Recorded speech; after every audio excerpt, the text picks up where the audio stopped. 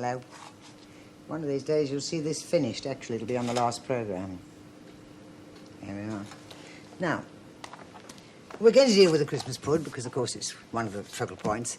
But I want you to revive the round Christmas pud. You know how gorgeous it used to look on Christmas cards? Old-fashioned ones, they're great big round Christmas pud with a bit of holly in the middle. But, of course, in the days when we did it in this country, it was done in the old copper. I mean, you boiled the clothes all the week, and on Christmas Day you boiled the pudding. But there isn't any copper, so I've done a sort of Emmett Heath Robinson invention of my own, which anybody can copy. You take an ordinary sieve, it can be a large, small, or medium, whichever you like, and you simply bend the handle upwards, and it goes, because, I mean, we've been doing it for quite a long time.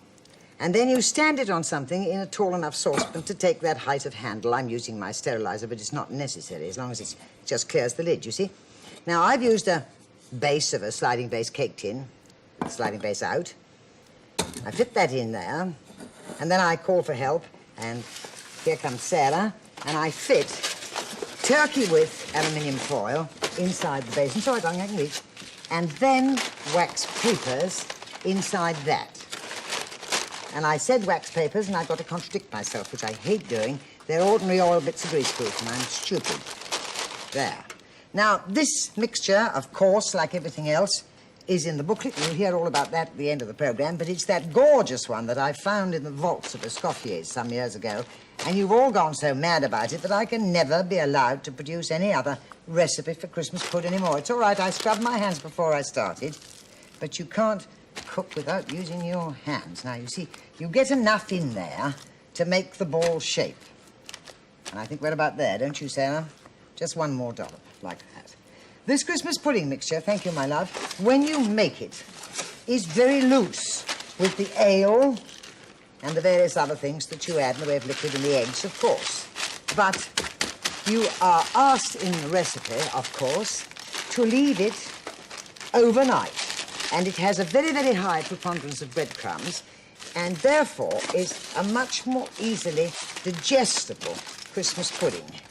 And it's very light, but you'll be able to see the finished one, so you'll know with absolute confidence that it's rich and dark and yummy.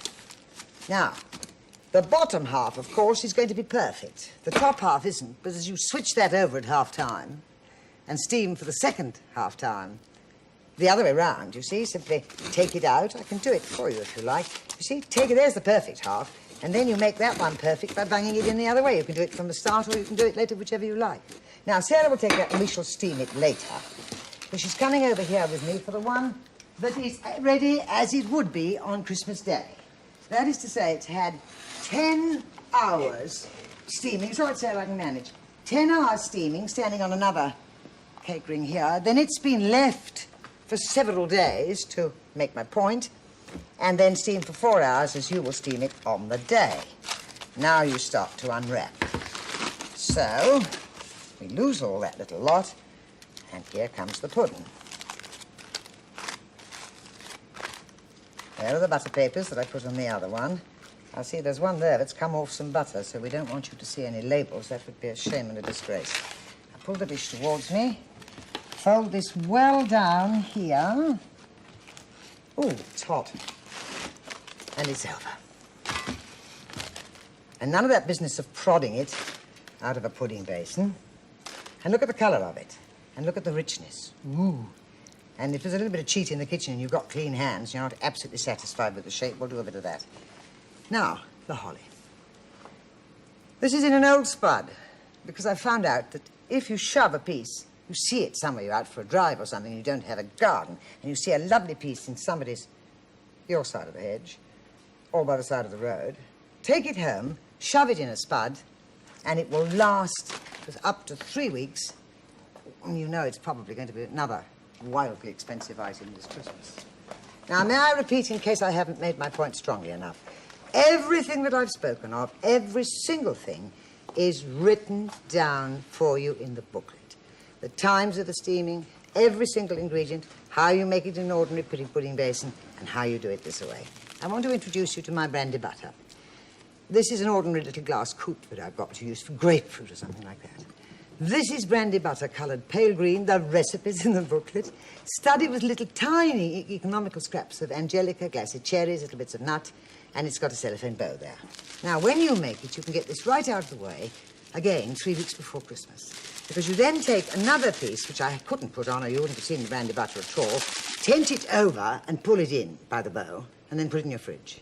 Put it on the table, tented, and then just cut through and open it out so it looks rather like a flower when you present it on Christmas night. And it looks lovely, and it tastes gorgeous. It's my favourite recipe. Everything's my favourite this year because I feel that if they've been a success and they've been my friends and family's favourites, they'll be all right with you. And therefore, high on my priorities is my mum's trifle. When we put this trifle on a Christmas buffet, it doesn't matter whether we've got 80 people and dozens of puddings, it's always the first to vanish. And that's my Swiss roll recipe in the booklet and apricot puree before it's rolled up. Now, when you've done that, you moisten it. I think this business of sherry is horrid in trifle. I'm sorry if I offend you, but it's a personal thing. Of course, you can use it instead with this if you want to. So I've used a light mixture of fresh orange juice and sweet, inexpensive sweet white wine, the one called Sauterne, spelled with an S always. And you moisten, moisten, moisten until you've got enough moisture over there. And how you tell is to take a spatula and press. And if you feel any dry bits, there are 1 or 2 there, you add a little more of each. Do you see? The Sauterne this time from the bottle, and the orange juice with my favourite kind of lemon squeezer. I think these are far better than anything that ever existed. So you just push it in and squeeze. And it's gorgeous. Right. Now, the next thing to come is softened chocolate chips. In the meantime, I'll put the apricot puree over the top. You just spread that over. And now that the sponges are nice and squudgy, you make a sort of dog's dinner of it at this stage. Push that all over. And if you don't begin to feel hungry while I'm making this, I shall have failed myself, won't I? There we go. Now we've got all the lovely things in there. Now, here comes the chocolate. Now, may I have, please, a serious word about this? If you put the chocolate chips in a saucepan and melt them down over a little hot water, they will be perfect, but they will not be perfect unless you add something which we call in the kitchen, professionals, stock sugar syrup, so that you get it of the creamy consistency of thick cream. And first, when it's softened, you beat it. You know what I said to you last time about thinking of somebody you don't like and taking it out on the sauce. Well, you give it a really good sloshing, and then you beat a little jar of this stock sugar syrup on, which is a very nice thing to have on your shelves because there are hundreds of different uses for it, and that's all chatted about in the booklet. It's really more of a small book than a booklet this year, because I've been allowed to put such a lot in for you. And then level that off. But that never sets hard, like those awful profiterole when you get hard chocolate and it cracks over your teeth. And then over the top goes another classic recipe which is in the booklet, confectioner's custard. I want you to look at that because you can see I've put some cream into it, which is still a little lumpy. And so before I use it, I beat half the quantity of either whipping or double cream because it's a question of money again, which we're all thinking of all the time. And you make the choice because they both whip beautifully. And that goes right over the top and locks that in. No wonder Mum invented a good trifle. There we go. I've touched that bowl with the chocolate, haven't I? So don't write and tell me, because I've seen it. There we go.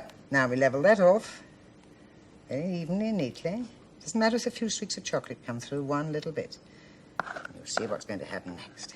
Get it all out. I can't bear it when I get a cue to hurry up on television and I have to leave mixture in the bowl. And sometimes you write me cross letters about it, and it's only because somebody's waggling their hands, which you can't see, saying, get over there and do the rest of it. There, now that's not wasteful. Nice clean bowl. Clean up the edge where I've made splashes. And take it over here. Now, Sarah's going to bring me my cream. This custard, you must remember, is of course cold. Thank you, my darling. But it's the confectioner's custard that you can again make, cover either with a sheet of wetted greaseproof paper or with a tablespoon, hot tablespoon, run over butter, and then run it over the top. And you can keep it waiting for up to 3 weeks in mild domestic refrigeration. That was a bit of a wiggle, wasn't it? I wasn't thinking about what I was doing. Now, you pipe your cream all the way over, and then you use some... Mummy used them originally, and this was how I knew about it, chocolate leaves. We'll come to that presently. When you're using these icing bags, if you remember to twist them before you start work, you will never run the risk of having the cream ooze out of the bag. Now, I'm being naughty here and unorthodox because I like to do it with one hand. But if I were doing it the professional way, I would do it like this. Using the pressure here with the finger and then pulling it out. So you paid your money and you take your choice. You do it whichever way makes it easiest for you and looks best when you've done it. You must have a nice big swirl in the center, and you must have rosettes all the way around the edge. They're frightfully important because they're going to hold the chocolate leaves in position when we come to them. But the great thing to remember is that what I want you to watch is what I'm doing and what you have got, with absolute confidence, to fall back on is every single thing written down in the booklet. Exact information, and like the turkey, which had all its times, and all the other birds, so on this, you've got all the little details that iron out the creases for you. Because what I've tried to do is to draw on all the queries that I've had in past years and then incorporate them in the answers so that none of you were foxed. Now, these chocolate leaves. Some of you will remember them because you loved them when I first introduced you to them. Have a look at that one. You can see that the veins and all the serrated edges are identically produced. And all you have to do is to pick a few rose leaves in the garden, which in an English garden you can get right up till Christmas, and then just wipe them in case there's been a passing critical bird or green fly in the garden, you know. But don't do any more. Don't oil them or anything like that. And then soften chocolate chips. And when they're soft and beaten, the same as I've been explaining to you exactly for the sauce that's under there, the next thing you do is take a leaf, rose leaf, not a whole stem of them, but just one single leaf with a tiny little bit. You can see the tiny little bit on that one if you look closely. And then tow it over the surface of the chocolate. And that way, when you lay it down on a baking sheet, never put them near the refrigerator or they'll all turn grey and be simply horrible. Now, don't, sir, I haven't warned you, never near the refrigerator. Let them dry at room temperature. And then take the back of the leaf and just peel it off, and lo and behold, there's all the veinings. And don't tell that woman next door, and then you've got a bit of one-upmanship to boast about, which she doesn't know anything about. She's always satisfied. And now then for the cherries. I was very lucky, considering how short things are now. I was able to find red glassy cherries, which are going on both sides. So I'll do those. And Vera, would you like to come and do this with me? Because they'll drop off with boredom if we don't get them on a little quicker than I'm doing on my own. I'll take the beige ones, you take the green ones. And now the beige ones down there, on both sides, that's right. Got the green ones, back up, that's right. And then my hand this side of yours. Poor darling, she's so nervous on television, her hands are shaky. I only shake for the first half minute. There we are. That's right, and then one little lot there. So, and we've done it and completed Mum's trifle, which I hope very much will vanish first on your buffet, the same as it's done on Mum's, on mine, and now on